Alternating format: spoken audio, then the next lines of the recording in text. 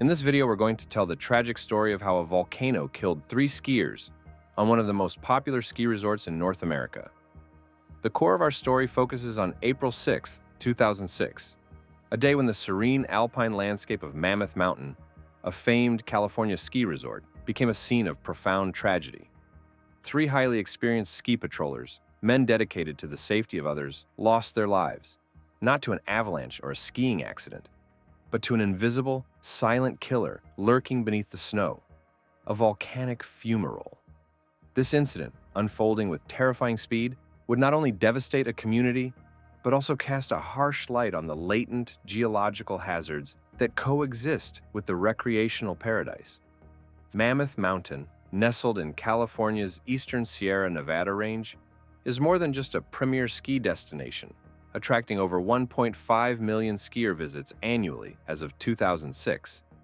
It's a lava dome complex, part of the geologically active Long Valley caldera. While its last magmatic eruption occurred tens of thousands of years ago, the mountain still breathes. This breath manifests as volcanic activity, including the emission of gases like carbon dioxide, or CO2, from features known as fumaroles. CO2, a silent and odorless gas, is heavier than air. It can accumulate in depressions and confined spaces, displacing oxygen and creating an environment lethal to humans and animals. The area around Mammoth Mountain has several known CO2 discharge sites.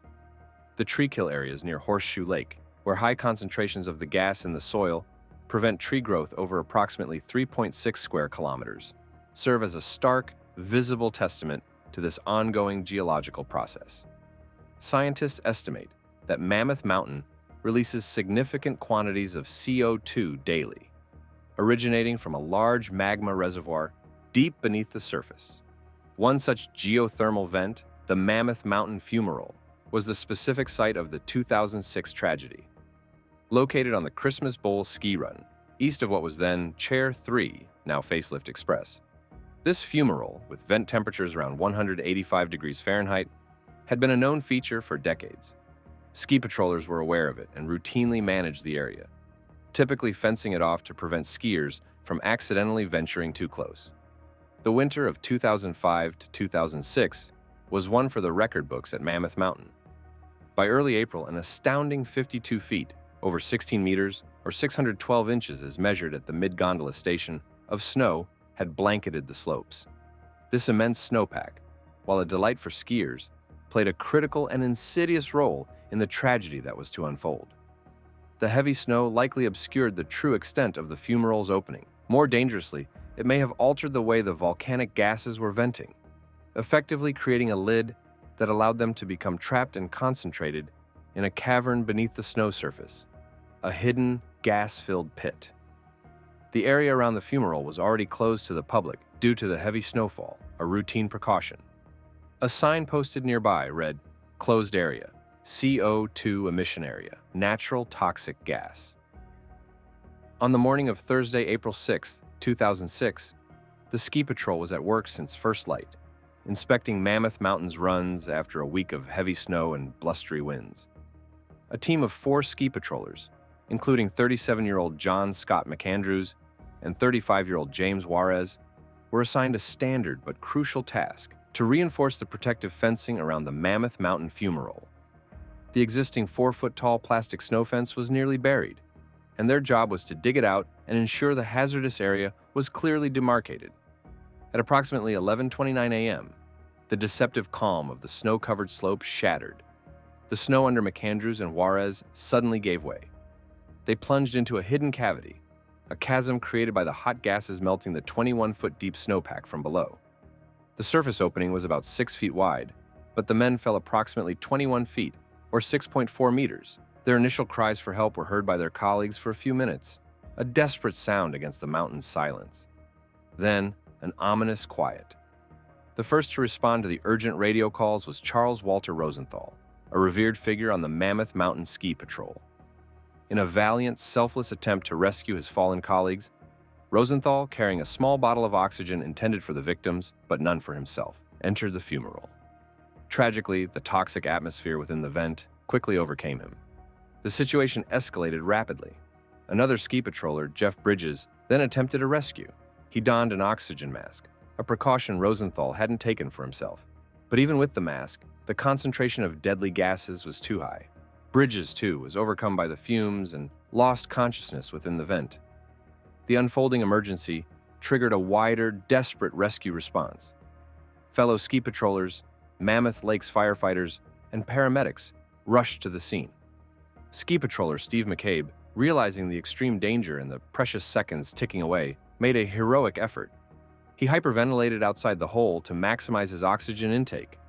Then, attached to a rope held by rescuers on the surface, he plunged into the toxic environment. Holding his breath, he managed to reach the unconscious Bridges and attach a rescue line to him. Both McCabe and Bridges were then pulled to safety by the team above. The ordeal was far from over.